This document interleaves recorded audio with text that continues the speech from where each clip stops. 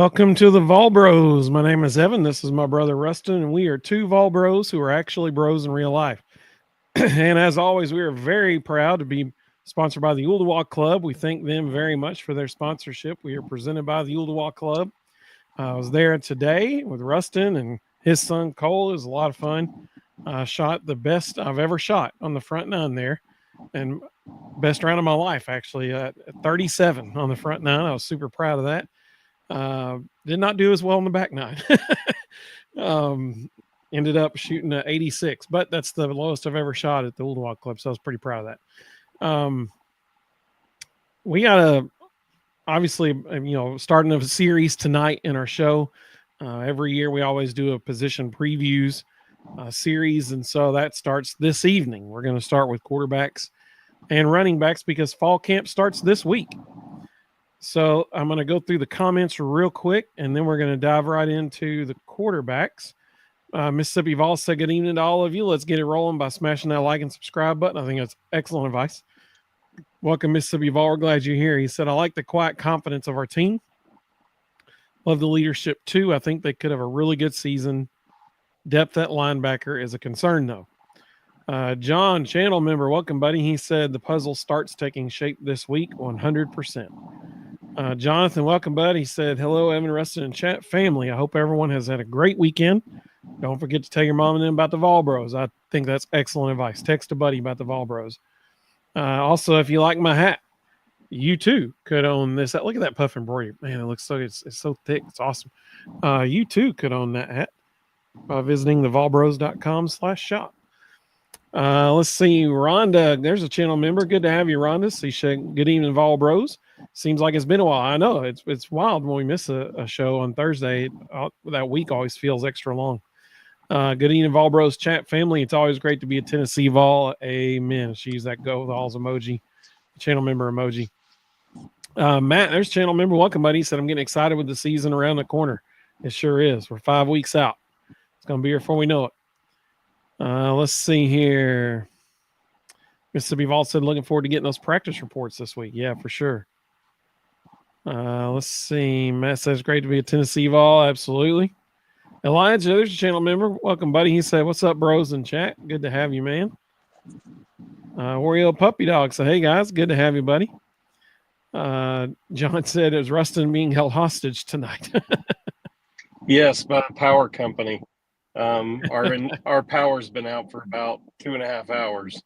And when you call them and ask, they say that there's no timeline for when it will be restored. So I'm having to do this in my car because our house is pitch black and there's no power. Not fun. Not fun. Jonathan said, I hope the Boo Carter drama is over and he shows up at practice tomorrow and apologizes. We can all move on. I don't think he'll apologize if he does show up. I hope he does, but I'm also not sure that the drama is going to end anytime soon. Yep. Mississippi Vol said just plus 12, not bad at all, Evan. I shot at 81 one time. Didn't know how, but I did. I think it was in 1993. He said, haven't picked up my clubs in probably 25 years at least. That's my story, basically. I played in high school, and then I was a broke college student that couldn't afford to go play anywhere. And last spring, I picked it back up. So that was 22 years in between. But I'm loving it now. It's fun. Elijah says it's going to be here before we know it. Can't wait till it gets here. It happens every year. Absolutely. Tony said if Boo wants to be on the team, they should run him until he can't stand up. And unfortunately, I don't think. Yeah. It's just it's a rough situation. That tactic will not be advantageous to the situation. Yeah. Bobby said, welcome, Bobby. Good to have you. He said Ethan Burke signing with Vols basketball finishes the roster, and with the depth of this team, I see is championship bound. This is maybe the deepest team Rick Barnes has had at Tennessee. So kudos to Fran Frischella. We've been saying Ethan Berg because when you look at that name, that's Ethan Berg. Fran Fraschilla is the guru of international basketball. And earlier this week, he was on a podcast and talked about this signing and enlightened everyone that it's actually pronounced Aton Borg. What? Yes. It's not Ethan Berg. It's Aton Borg. Well, there you go. Coming to the southeastern United States and Tennessee, it might be Ethan Burke. Yeah. Let's see here. Well, I'm glad you told me that. I was shocked that he got 3 years. Yeah, for because real. typically, we talked about this a few weeks ago. Typically, what they do is they say, if you're a pro in Europe and you make under a certain amount of money, you can actually pay it back and get all 4 years of eligibility. But if you make over a certain amount of money, then those years count against you. Well, he had 2 seasons where he made more than that designated amount. So he should have only had 2 years of eligibility. So I don't know if they're counting a COVID season or what, but I was very surprised that he got 3, and that is a huge deal for Tennessee. He's a stud, and he brings a lot to the table. That's a big pickup to get him for 3 years. Absolutely. Mino Likey, welcome. Good to have you. She said, "Hey, Volbro's glad to see Ruston's plane landed." Oh, that was okay. I'll tell you a quick story. So I flew from Atlanta to Chattanooga to Atlanta. The plane circled Atlanta for longer than we typically are even in the air. Then we finally land in Atlanta. It delayed so much that it made me miss my next flight, which was to Allentown, Pennsylvania, and there aren't a whole lot of flights to Allentown, Pennsylvania. And so then they said, well, we can get you to Harrisburg tonight, and then you'd have to rent a car and drive to Allentown. Well, I had to be there for work, so I was like, all right, let's do that. Well, then the Harrisburg flight got canceled. And so I've been at this point sitting in the Atlanta airport for multiple hours and keep thinking I'm about to get on a plane, and none of the planes are taking off. And so finally I went back to the Delta desk and said, what are my options? And they said, well, actually, there's no flights to Allentown or Harrisburg tomorrow. The earliest we can get you there is tomorrow night. And I was like, I need to be there tomorrow morning. So I called a bunch of people. We all just made the decision, this is stupid, and we shouldn't try to press our luck. And so I went back to the Delta desk and said, tomorrow night doesn't work. And they were like, well, do you want to just go home? And I said, sure. So to their credit, Delta refunded all the flights because that was completely their fault, and put me on a free flight back to Chattanooga at midnight that night. So I literally flew to Atlanta to hang out in the Atlanta airport for about 5 hours and then flew back to Chattanooga.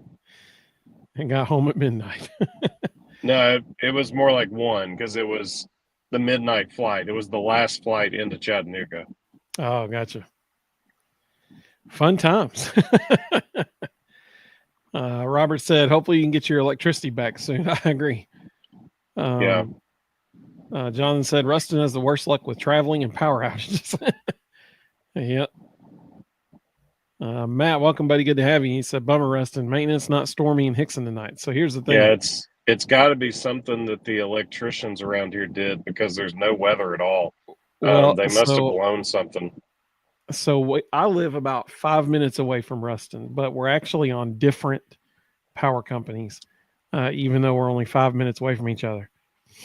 And the other night, we had a power outage in our whole neighborhood. We got on the website. It was 3,618 customers were without power. 2 days later, they said it was because of something a snake caused at a power station. I'm like, what'd the snake do? But and they posted a photo of the dead snake on the ground. That's the power company did. He ate the hamster that was powering the company. Apparently, yes. Rebel Jew, welcome, buddy. Good to have you. He said, Happy Gilmore 2. Now some Volbros. That's what I'm talking about. I'm going to try to watch that tonight, actually. Let's see here. Audrey, welcome. Great to have you. She said, "Why is Boo still on the roster?" Let's wait till this week, and then we'll know a little bit That's more. well, I don't know. I think she's saying why hasn't Heupel just told him to hit the bricks? Yeah, I know. I'm saying we listen. If they start fall camp on Wednesday, which they're supposed to, we all know that every year Tennessee has a day before, so Tuesday, press conference with Josh Heupel, and Tuesday's also the player media day. so we will. I'm sure all of us will know a whole lot more after Tuesday than we do right now. So this week will be very telling. That's for sure. So before we get to position players, do you want to just talk about Boo now? Because I'm sure it's going to keep coming up. Not really. I don't until after Tuesday, honestly. Like Thursday night we'll know way more than we know right now. Well, I know a good bit now, and I will just say this: the biggest issue they have, and many of you saw this report, he had representation. He left his agent to go to Omar Cooper, who is one of the shadiest human beings on the face of the earth. And his current agent didn't know he had left and gone to Omar Cooper. So the fact that his current agent was finding out on the news that Boo was no longer represented by him, that in and of itself is a problem. But I will just say this: he is surrounded by a lot of really bad advisors, and adding Omar Cooper to the mix does not help things. And if anybody thinks this is the end of this saga, yeah, it's not. Yeah, this is going to go on all year, and I would go ahead and predict that at the end of the year, he's going to, if he makes it through the season, at the end of the year, he's going to ask for an obscene amount of money. The UT is not going to be willing to pay him, and he's going in the portal, and he will be gone. Yep, agree. So totally agree. The question, I think the big question is, and I think the thing that came out this week that was most interesting, when James Pierce went through the NFL draft, everybody said there were character issues that they were concerned about. And to UT's credit, they did a really good job hiding that, because no one had a clue what anybody was talking to. And people even defended James Pierce. And now it comes out that he actually was a major problem in the locker room. Rodney Garner had significant issues with him and was constantly having to try to babysit him to get him to behave.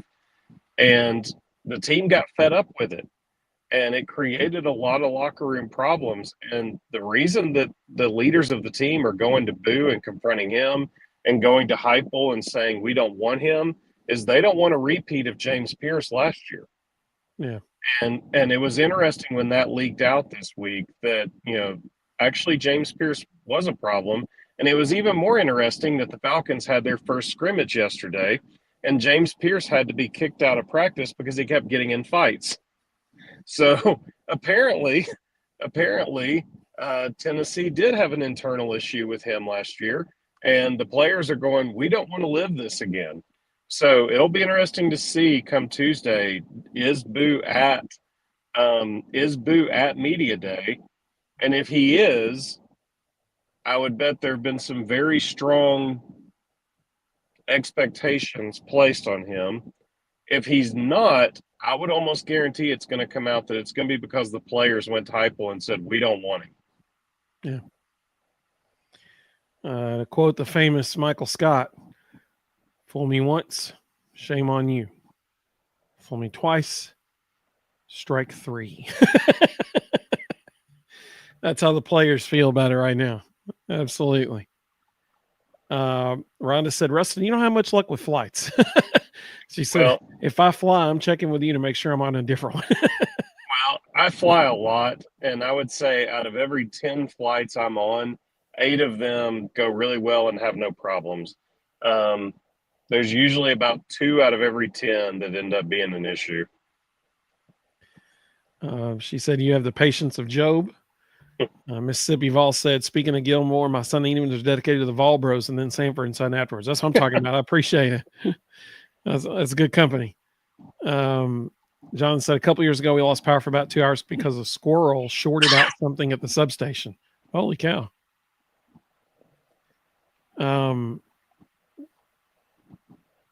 So we're going to be careful with this next comment here. John said, didn't Boo play for 3 different high schools? 2 different high schools. He went to 3. Well, one, 2 one he on never the field. Yeah. Yeah, he went to 3 high schools in 2 years. One of them he never stepped on the field for. Yeah. Let's see. Mr. Osborne. Hey, Mr. Osborne, how's it going, buddy? He said, hey, Vol Bros, chat flame members, hope everyone's doing great. Absolutely. Good to see you. Tony says he thinks they should cut Boo right now. I'll be honest with you. After the things that I've heard and the things that I've learned, I'm kind of surprised he's still in the conversation. So I'm going to clarify. Matt was talking about James Pierce Jr., not Evan or Ruston Pierce. Has been getting in fights at the Falcons practice. Yesterday he got kicked out of practice because he got in so many fights with his own teammates. Never a good thing. Never a good thing. Rebel Juice said, just like Nico, Boo it and a team player. Cut ties and move on. Well, that's fair. Jonathan said, same thing. Minalaki said, I think, Minalaki, 100% yes. 100% yes. She said, I think NIL has exasperated character issues. Yep. 100%. 100% yes. Fool me once, shame on you. Fool me twice, can't get fooled again. That's Uncle Si from the Robertsons Duck Dynasty. That's what I'm talking about. I think it was actually George Bush first. Oh, it was George Bush? Oh, there you go. Uncle Si said the same thing. So. Yep. Matt said, I was hesitant about Boo since the beginning. Just didn't seem like a good fit.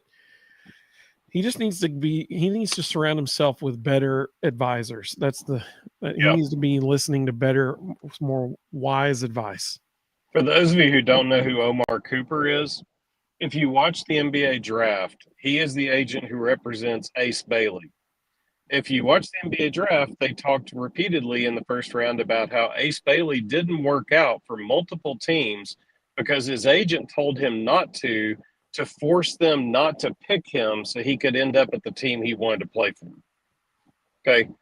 The kid is auditioning for tens of millions of dollars, and his agent is telling him, don't go work out for these 3 or 4 teams in the top 5 picks so that we can make sure you end up on the right team. And guess what happened? The Utah Jazz didn't care and drafted him anyway.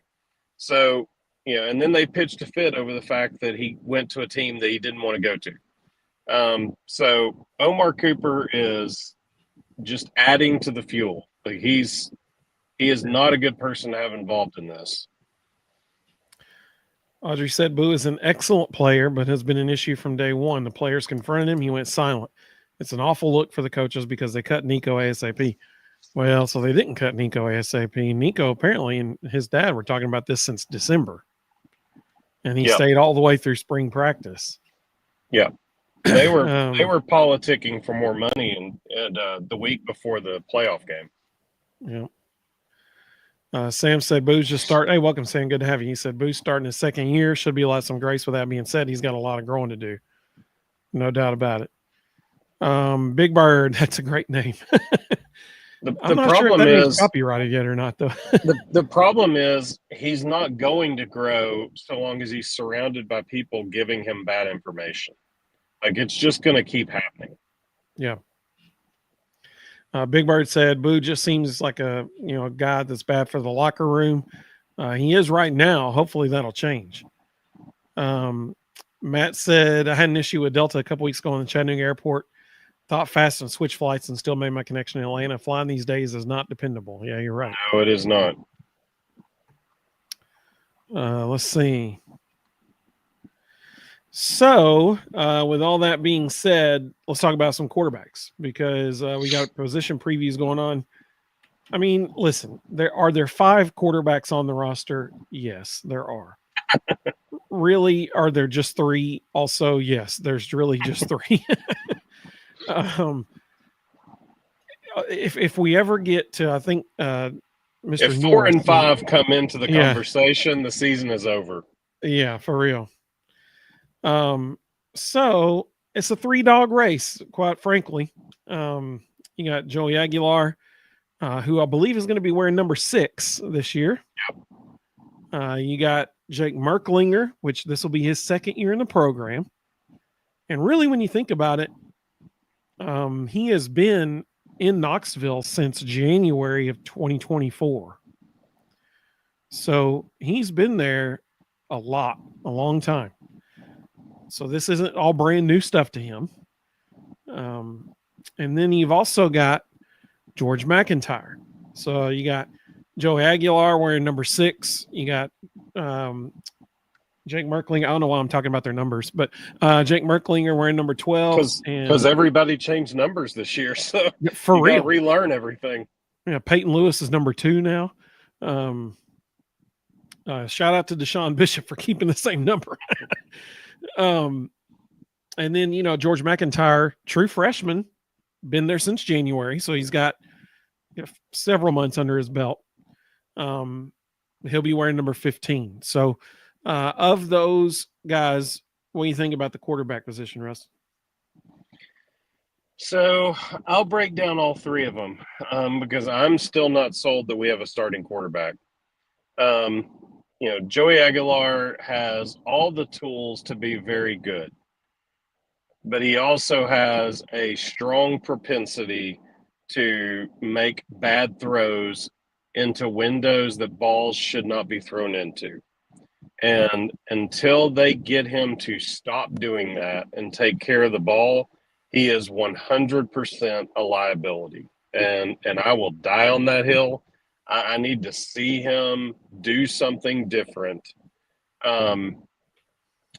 Early in training camp, if you don't hear the coaches talking a lot about the quarterback position, it means Aguilar's not doing well.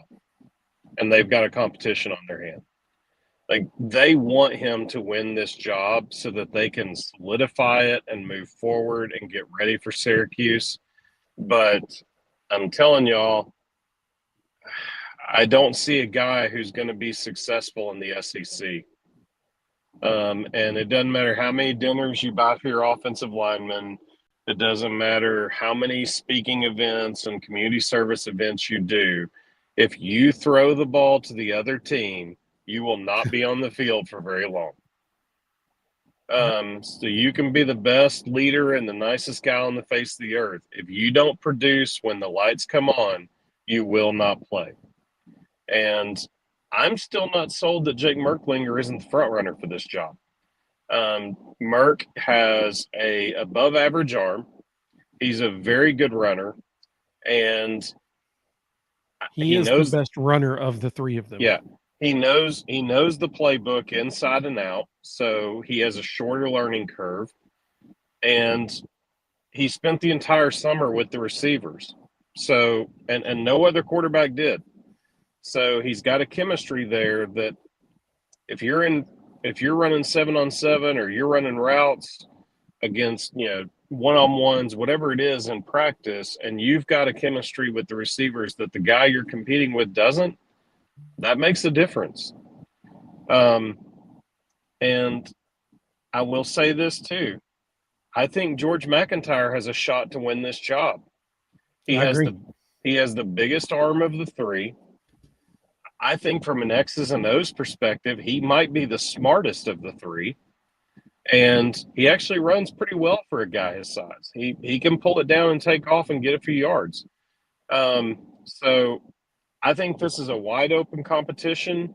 Again, I think if you don't hear them talking a lot about Aguilar early in camp, it's a 3-way battle and they don't know who's going to win.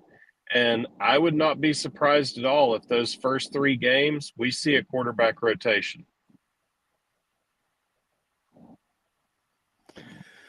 I mean, I wouldn't be shocked either. I think that's a fair bet. Really, when you look at Joey, the biggest thing Joey has going for him is his durability. Of the three of them, and this should be the case, he's the oldest. He's 2 years older than Merck, at least, if not 3. So, of the three of them, he's the oldest. He's been in college weight programs the longest. He will be the most durable of the three of them. When you're looking at best runner, you're looking at Jake Merklinger. If you're looking at who has been in this system the longest, learning the longest, it's Jake Merklinger. If you're looking at who has thrown to these receivers more than any other rest of them, it's also Jake Merklinger.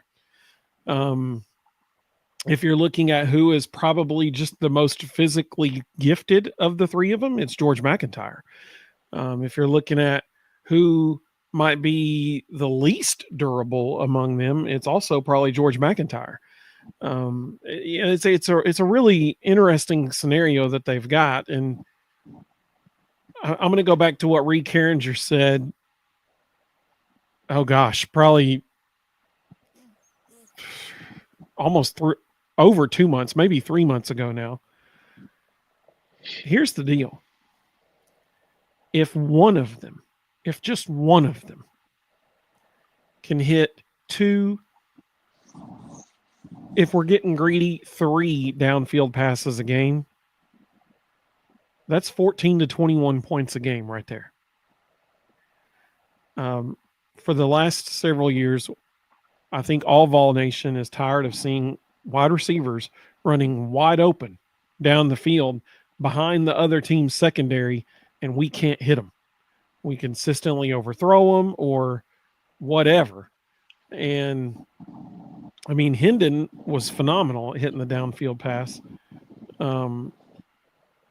If we can have a guy just hit 2 or 3 of them, and I invite all of All Nation to go back and watch games where we did that, where we hit 2 or 3 downfield passes, and go back and look at the final score.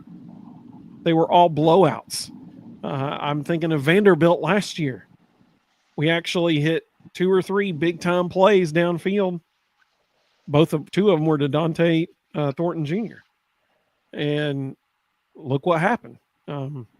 If we can find a guy who can just hit a wide open receiver running down the field 2, maybe 3 times a game, that's going to be the dude. And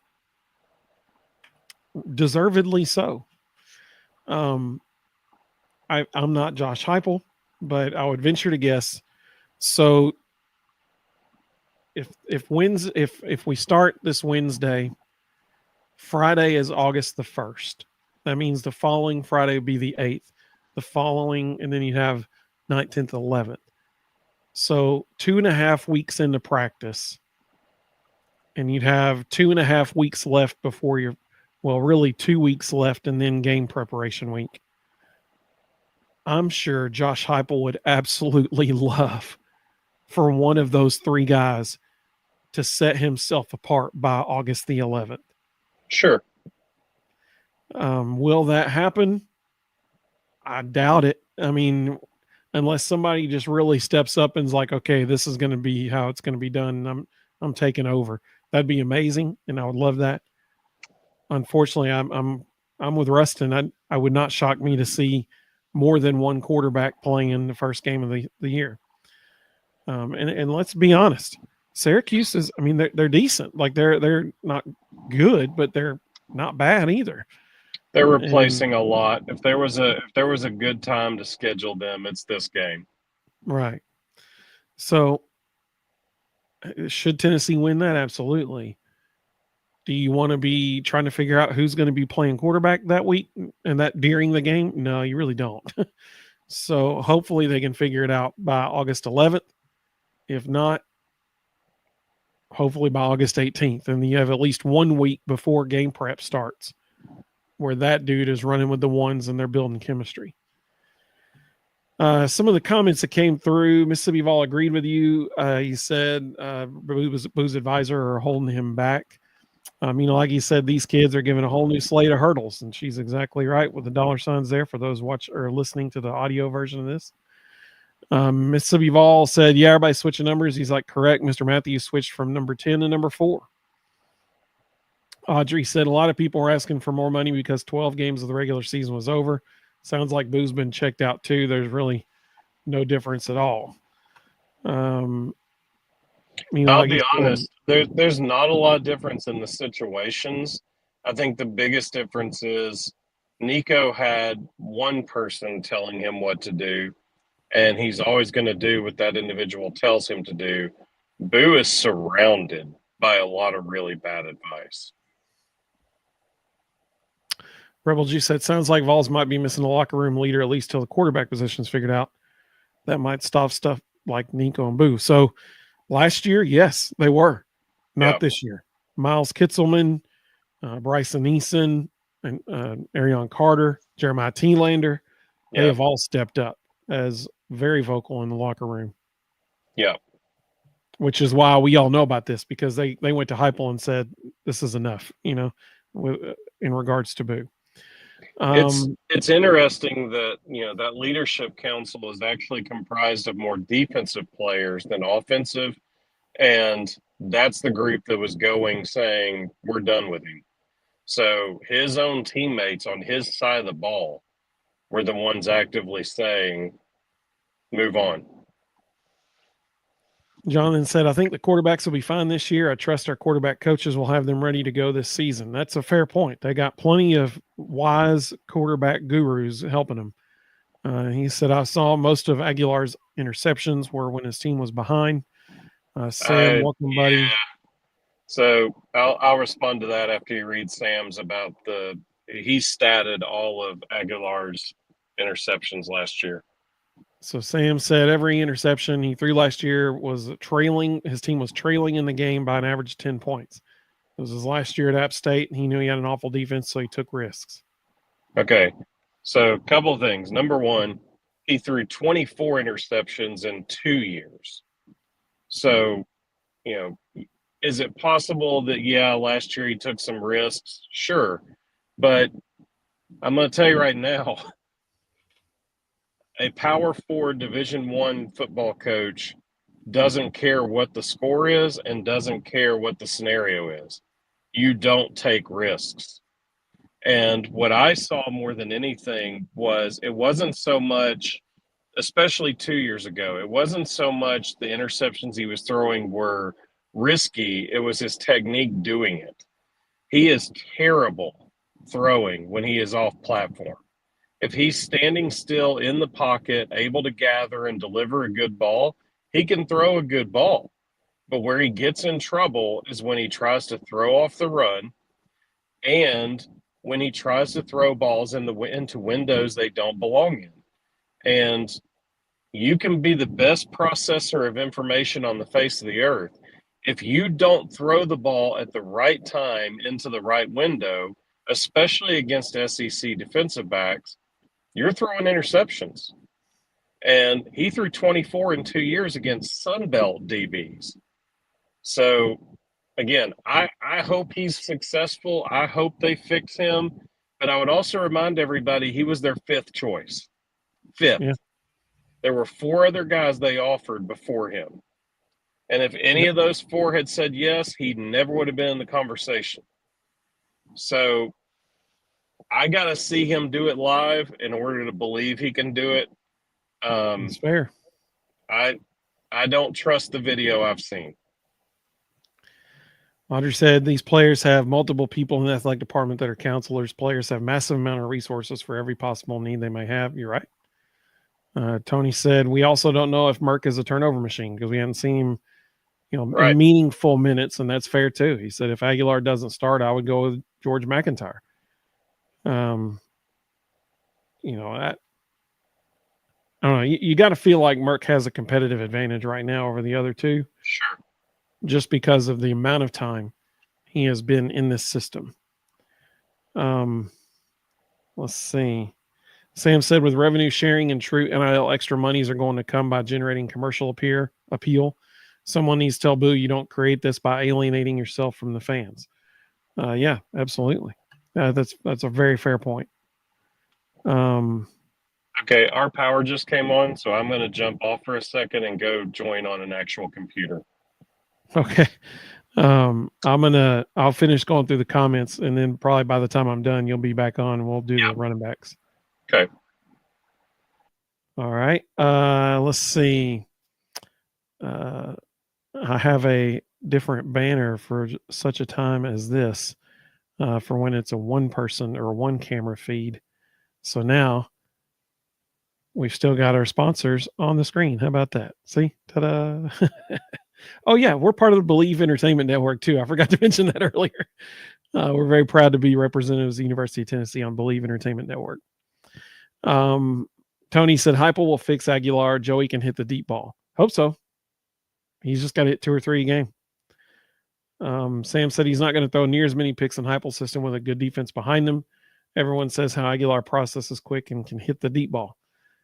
I hope so. I mean, hey, if he hits the deep ball, it's going to be his job to lose.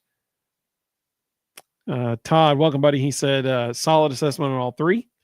Remember, though, Hendon Hooker was actually second string.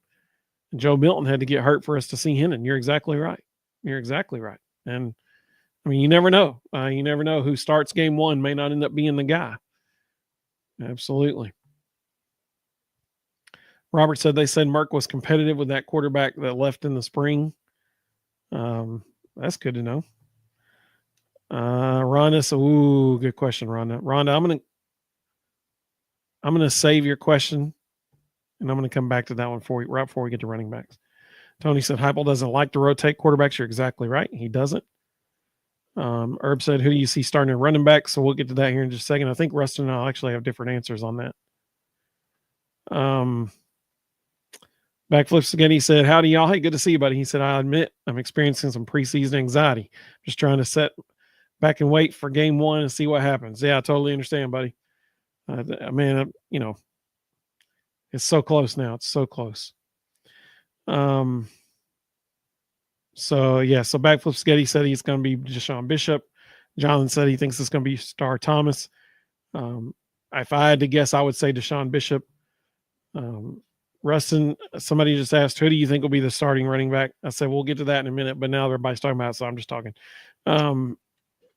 Just real quick, just give one name. Star Thomas. Yeah, that's what I figured you'd say. So that I said I figured we probably have different answers for that, and we did. Bobby said not naming a quarterback may be the one strategy Heupel has for the Georgia game. It's a fair point, Bobby. He said we know Heupel likes playing coy. He may know, but he's not going to say it. You know, that's fair. I would also say I don't think it matters who starts at running back. So, and I'll explain that when we break down the running back position. I'll explain why I think that is.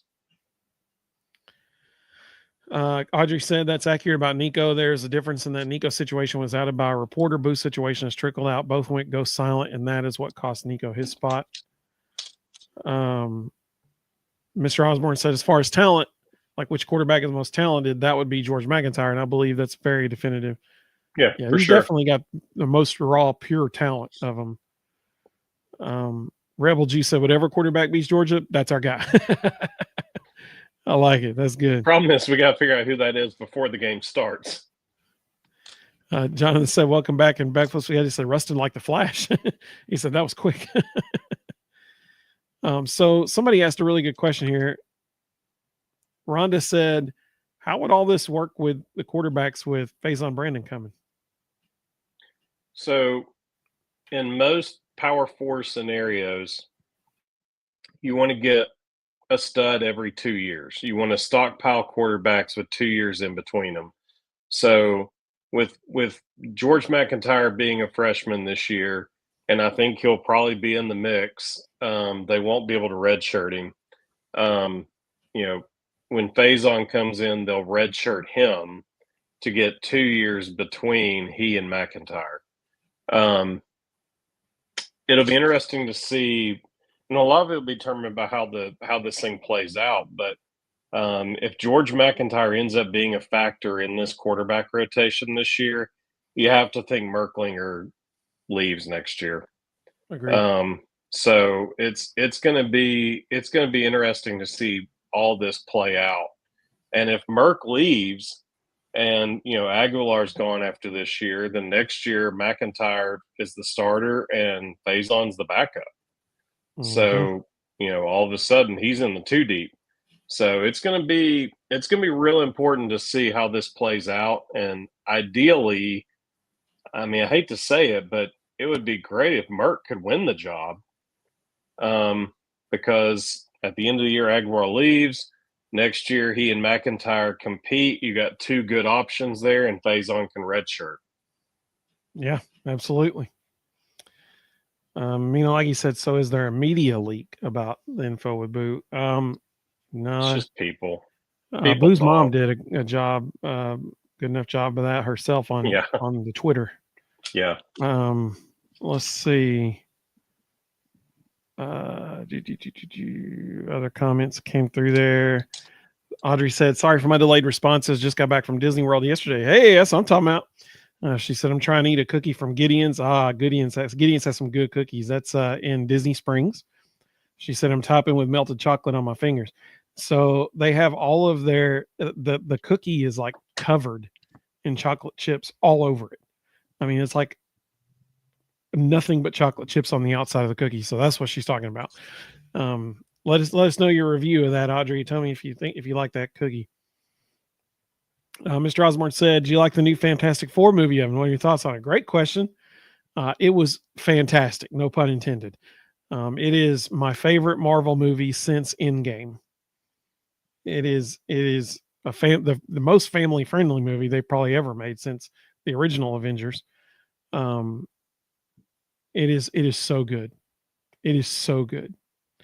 I would recommend it to anyone. It's a great movie. Bobby said, "Do you see more of a fast up tempo offense or a more slow run the ball offense?" I think it depends on who takes care of the ball. We have a really good defense. We have 3 really good running backs. So I think you're going to see some wrinkles. I think you're going to see some pistol. I think you're going to see some air raid concepts. I think you'll see some set calls to get certain guys the ball in certain places. We didn't really do that a whole lot the last few years.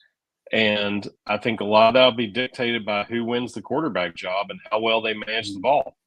If we have turnover issues at quarterback, we're going to become a speed option, read option, duo, dart, run the ball in between the tackles, outside zone, speed option team, and play good defense and win 24-20.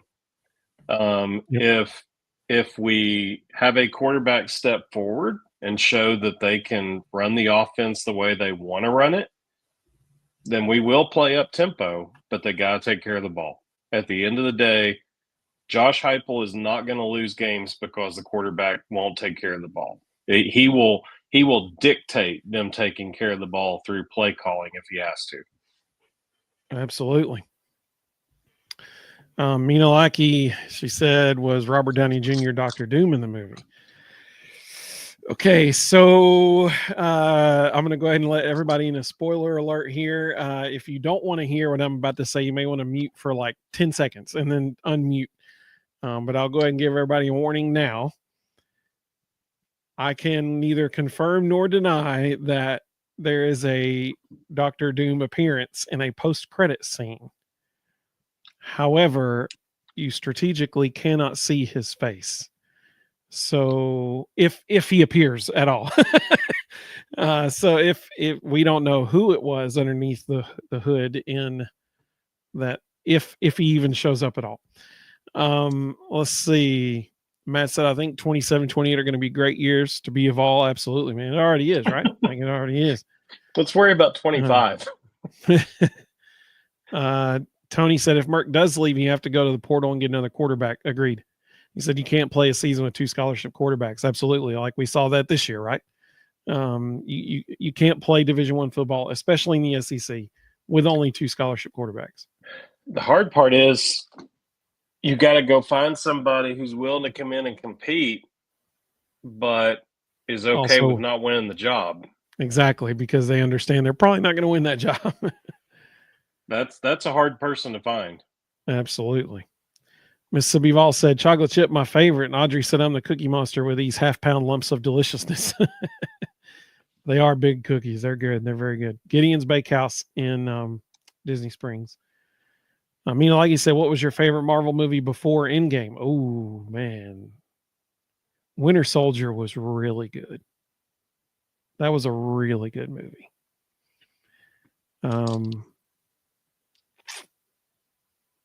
The original Avengers was really good. One of those two. Iron Man 2 was a great. I loved Iron Man 2. Probably Winter Soldier though. Let's see.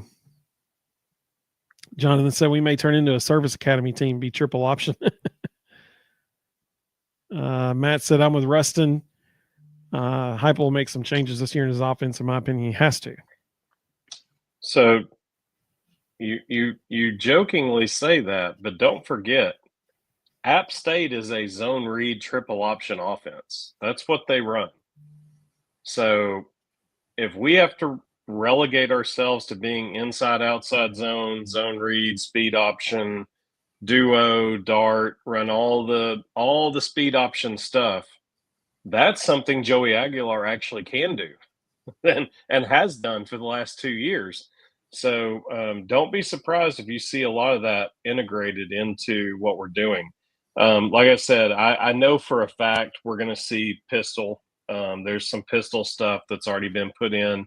Deshaun Bishop has talked about how much he's enjoyed running the pistol.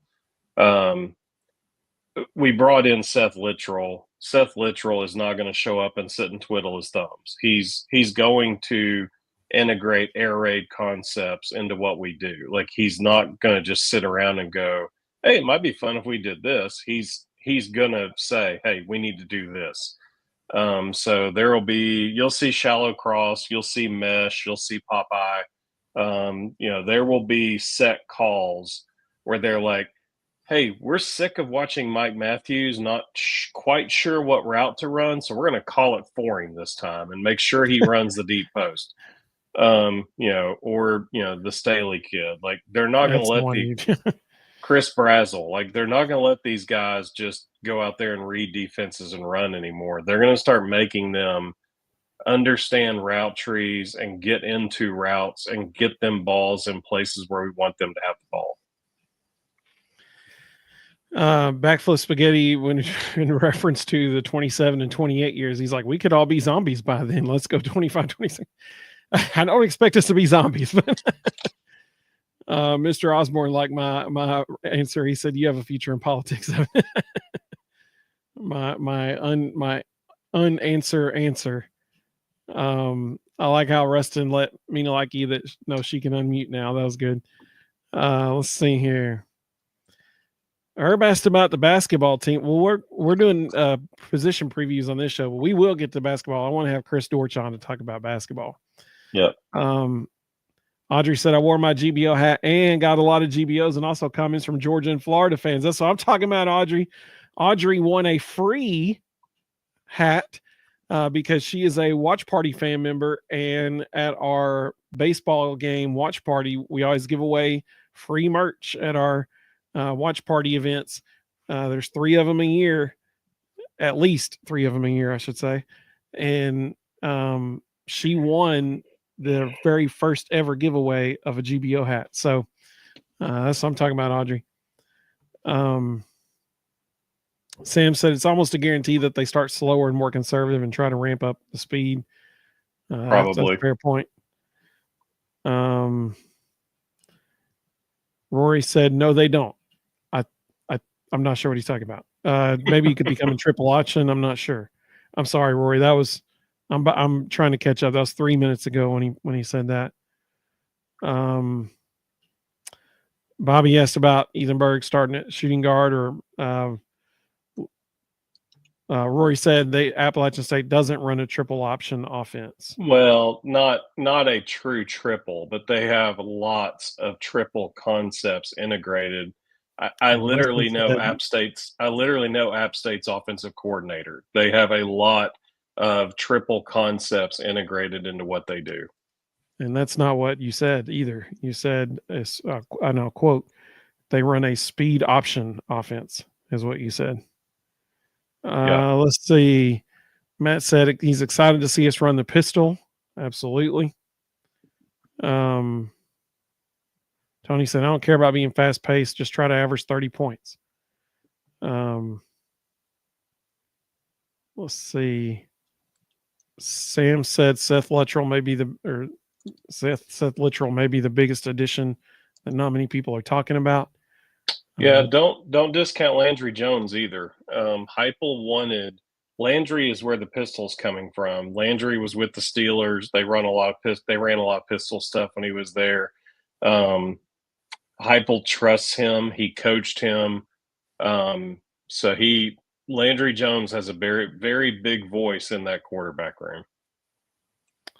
Audrey said it's a bit of a modification of the triple option. Backflips, they say more spread, but they do incorporate it.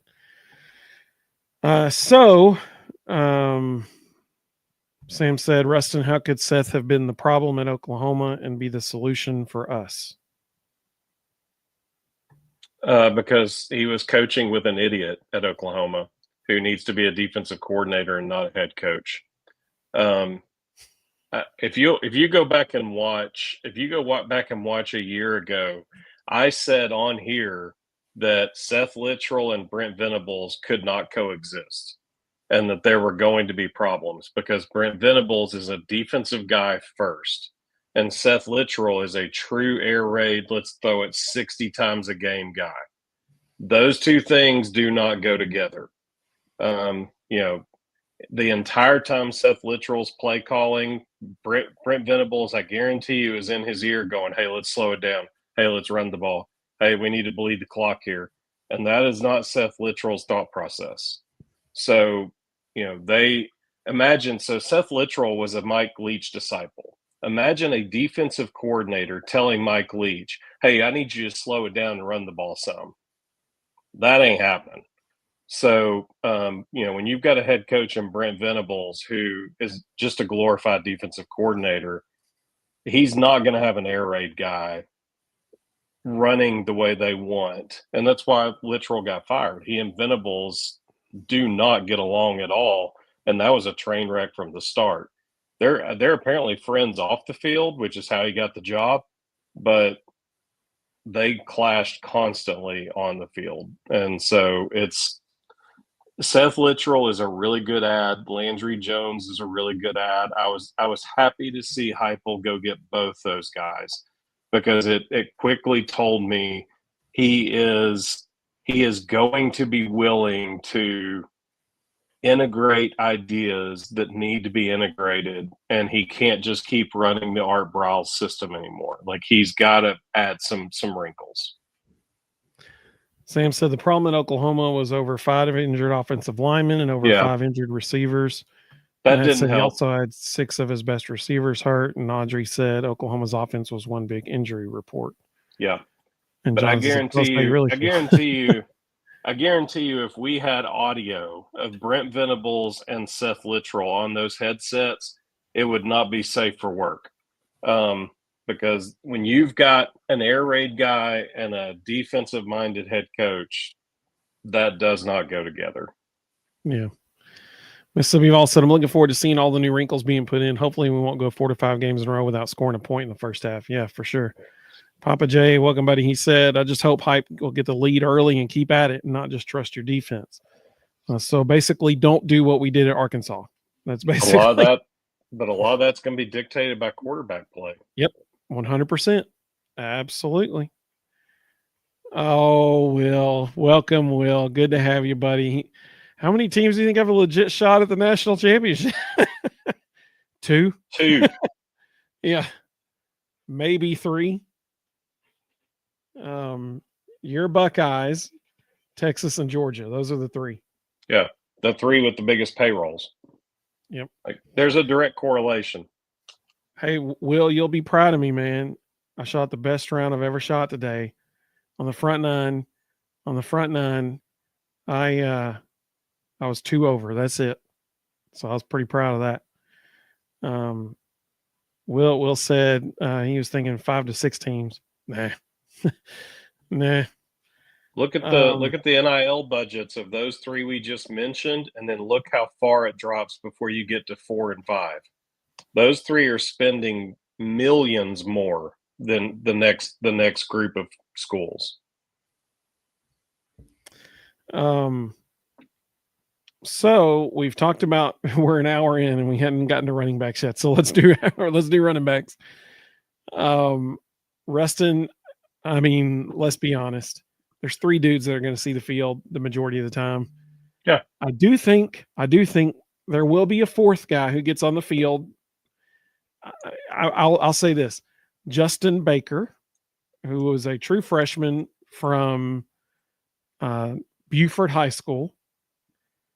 I think he will make an appearance in 4 games and is able to preserve his red shirt at the end of the year. But the three dudes that are going to be carrying the load, literally carrying the load of running back, responsibilities, is Deshaun Bishop, Star Thomas, and Peyton Lewis. Ruston, what do you think about those three guys? So earlier I said I don't really think it matters who starts. I think we have running back by committee, and I think early in games you're going to see all three of them, and you're going to see a steady dose of all three, and they will decide who's going to finish the game by how well they run the ball early. And so, I think you could see literally 3 straight games have 3 different leading rushers. And some of that's going to be dictated by the defenses they're facing as well.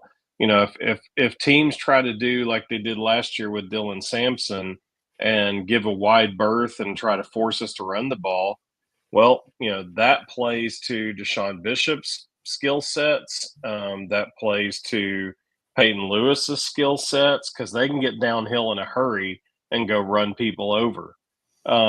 If we get into a track meet game, that plays to Star Thomas's skill sets. He's more of an Alvin Kamara type player. He can score inside, he can score outside, he can catch the ball. It's going to be interesting to see. I think this is another reason why we've added wrinkles on offense. Peyton Lewis and Deshaun Bishop are going to be hard to tackle out of the pistol. Because they have a longer opportunity to see the line of scrimmage. They have a longer time to develop pulling guards and pulling tight ends who can lead block for them. And, it opens up opportunities. Star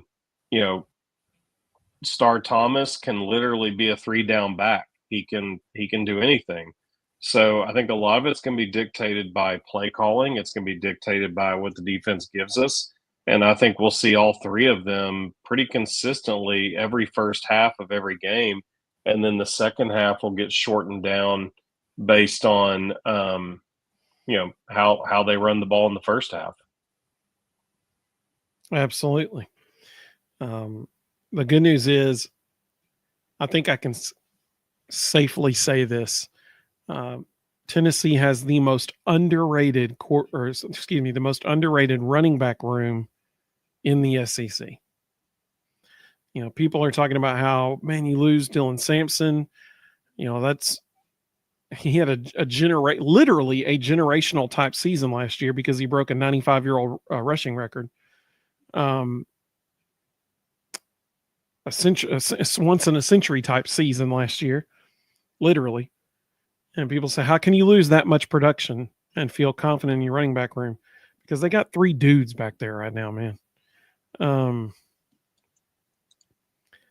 Tennessee has the most underrated running back room in the SEC. I firmly believe that. That is the strength of our offense right now. And, last year we were excited when we got to see 12 personnel come on the field, and you saw 2 tight ends run out there, and people were like, oh, this is cool. We're adding in wrinkles. I'm going to make a wild prediction here.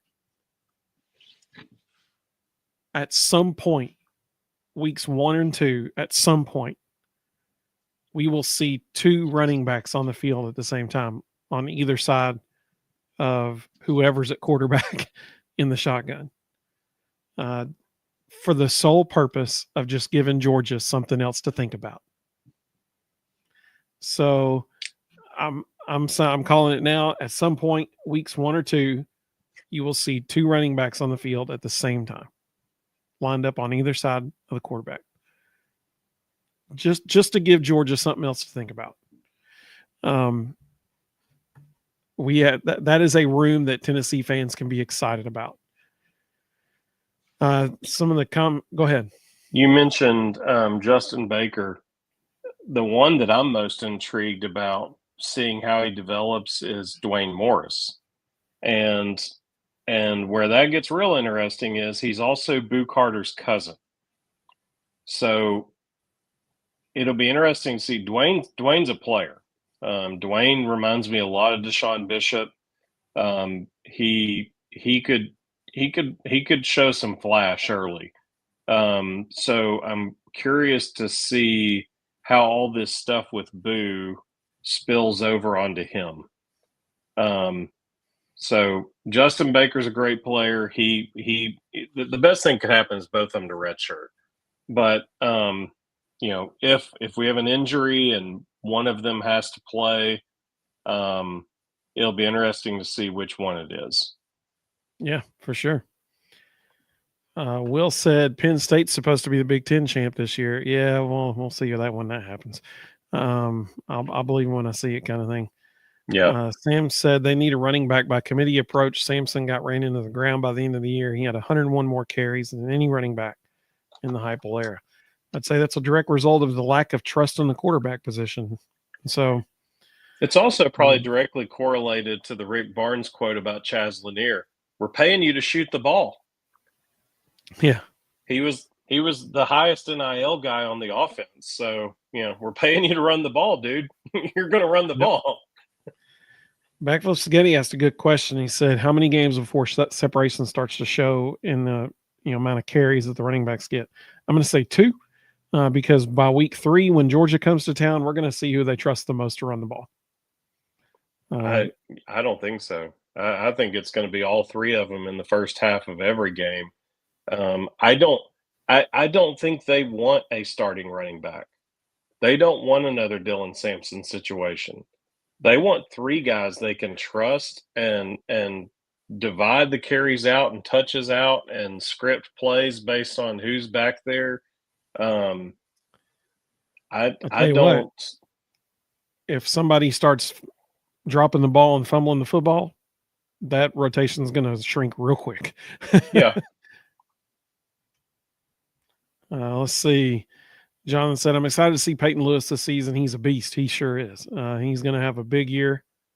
So I was a little surprised. UT monitors everything these guys post. So if they post something, especially in uniform, that UT knows about it before they post it.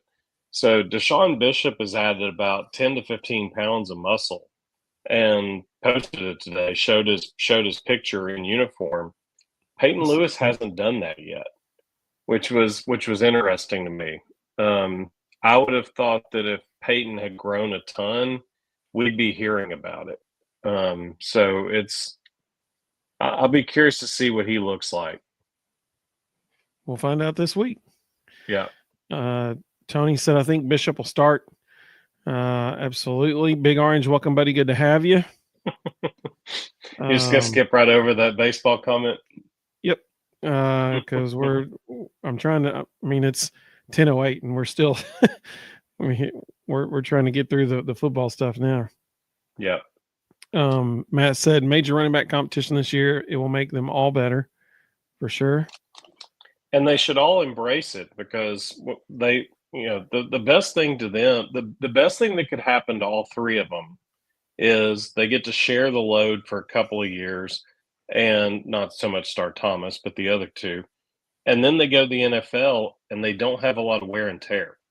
And that helps them in the NFL. That was the Saban model at Alabama for years, and to some extent the model at Georgia when they were winning championships. If you got a bunch of running backs that can tote it, and NFL teams are looking at them going, they haven't taken a whole lot of hits. That's advantageous. That's something Absolutely. That speaks. And it helps obviously with recruiting as well. Matt said Justin Baker is 5'10" and 210 pounds. Dude's SEC ready now. He's fast too. He passes the Jason Swain looks like he's 30 test. So yeah. Let's see here.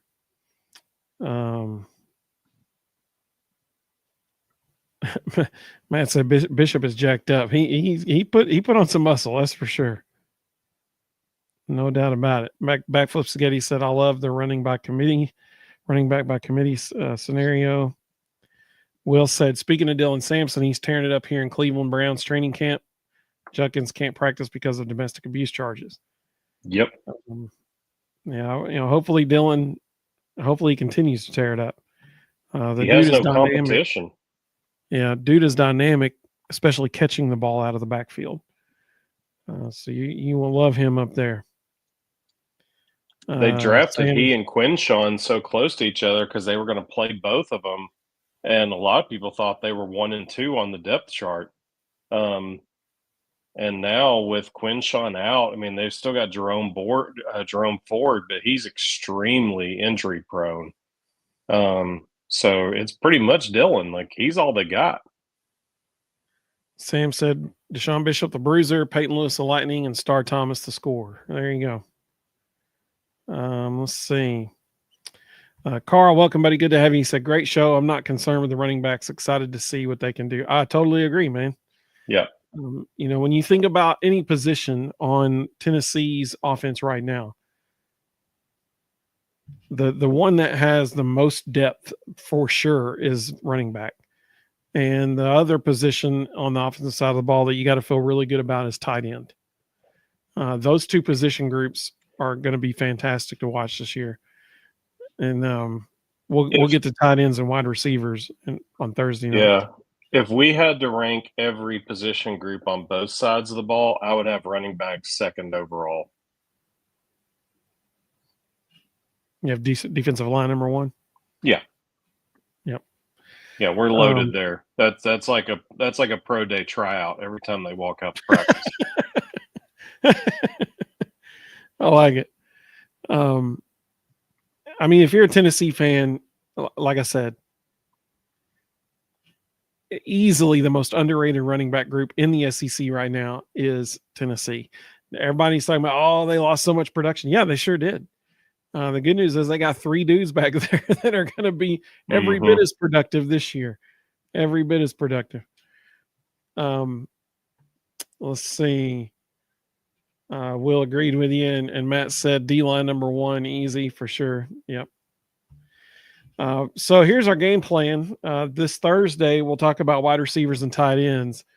Then Sunday night, a week from tonight, we'll do both sides of the line of scrimmage. We'll do offensive line, defensive line. And then that'll leave for that, whatever Thursday that is. I guess it'd be August the 7th, I think. That'll leave linebackers and defensive backs. But then, the following Sunday, we get to the kickers. Special teams. We'll have a whole Jackson Ross celebration and we'll show highlights of him kicking the ball with both feet. It'll be great. So that's our game plan. That's our show lineup. Matt said edge rushers. It's stacked for sure. Going to be fun to see Jordan Ross this year. Elijah said my goat, Jackson Ross. Absolutely.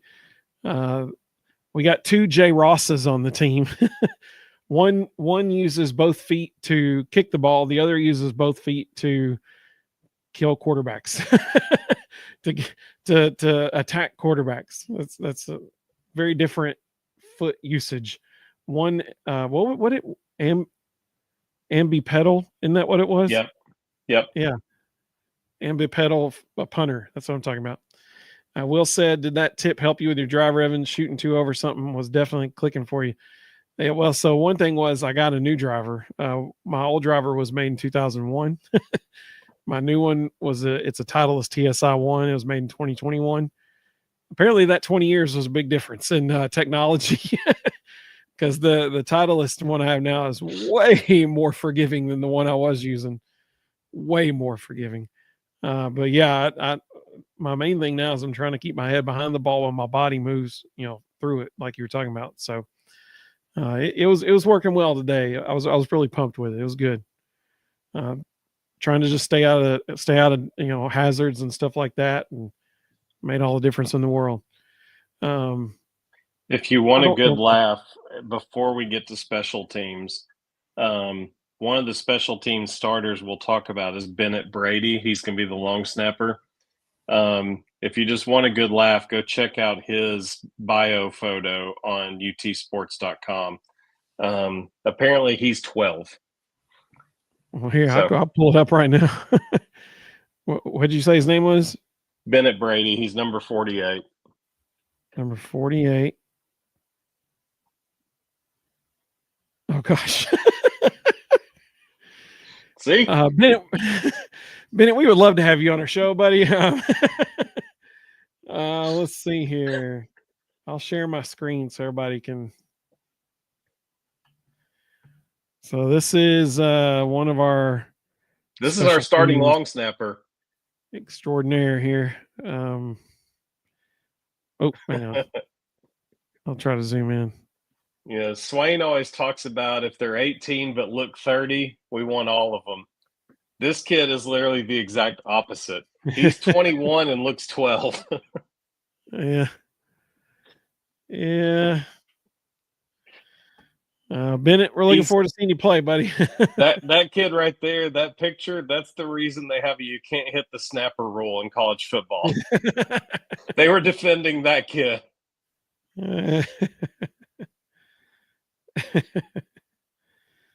Matt said Jackson Ross, Gilbert, Tuberville, we good on special teams. That's what I'm talking about, buddy. You forgot Bennett Brady. Bennett Brady, absolutely. He said Tuberville gained like 15, 20 pounds. Jonathan said, are you sure he's 21? I think he's 14. 14 might be generous. It says he's a redshirt junior, so technically he could be 22. Yep, absolutely. Mississippi Vols said, "Go Vols, baby! Can't wait for Thursday night jury week." Absolutely. So Will is a former golf instructor. And I think I've started a fan club. Elijah said, "I changed my mind. Bennett Brady is my goat." We're gonna have to get a goat hat with 48 on it. A goat with a 48 on it, long snapping. Can we superimpose a ball in the goat's paws, hooves? Dude, that would be awesome. We can make it happen. We could get AI to generate a T-shirt design with that or something. Will said, so Will's a former golf instructor. So I messaged him on YouTube and I was like, listen, would it benefit me to get a new driver if mine was made in 2001? And he was like, yeah. He's like, the technology has changed quite a bit since then. And he was right. For sure. And I got a great deal on it. They don't actually whittle the heads out of wood anymore. It's like this new thing where they have like alloy. It's pretty cool. There's like carbon involved and everything now. Backflip Spaghetti said Bennett's got to work on that smile for the photos too. Yeah. He looks like he wasn't expecting it. Like they were like 1, 2, and he's like, huh? Yeah. Will said you can do anything with AI. That's right. Sam said, speaking of guys that put on weight, David Sanders is huge in his fall photos. Yeah. Matt said he's up to 300. That's what I'm talking about. And it's a good 300. You know, they talked about Lance Hurd lost 30 pounds this offseason. He went from 350 to 320. That's good weight. Like that's the kind of numbers you want to hear. Absolutely. Brendan said he's not smiling to hide his braces. She's getting a kick out of this too. Sam said I'm high on the O-line this year. So is Austin Price. We'll get to that. We'll get to that next show or 2 shows from now. Well, we really do appreciate everybody joining us. It's always fun, man. It's always fun. This is going to be a huge week. There's going to be so much stuff we learn. Everybody's going to learn this week about the team, really what's going on. I mean, listen, every media member who's there, they're going to be watching who's running with the ones most on if they get to see any team time, team periods. they're going to be, all eyes will be on who's running with the ones at QB. So we're going to find out a lot of stuff this week. Heupel's going to be asked about it a ton. So looking forward to this week. Matt said Lance Hurd's going to be on point this year. Backflip Spaghetti, we appreciate you, buddy. Sam said Lance Hurd posted his photos on Instagram today. He looks awesome. Oh, that's good to know. Appreciate that. John said, so I'm hearing Evan is going to do the sim at Ooltewah Club for a live show again. Hey, if they'll let us come do that, absolutely, I'll do that. That was awesome getting to be in that thing. Rhonda said, thanks, bros. Great to be back tonight. Hey, we appreciate you, Rhonda. Absolutely. Looking forward to being back consistently, now. So that we love doing this. We hope everybody has a great evening. Go Vols, baby. And we will see everybody very, very soon. Have a great, great week, everybody.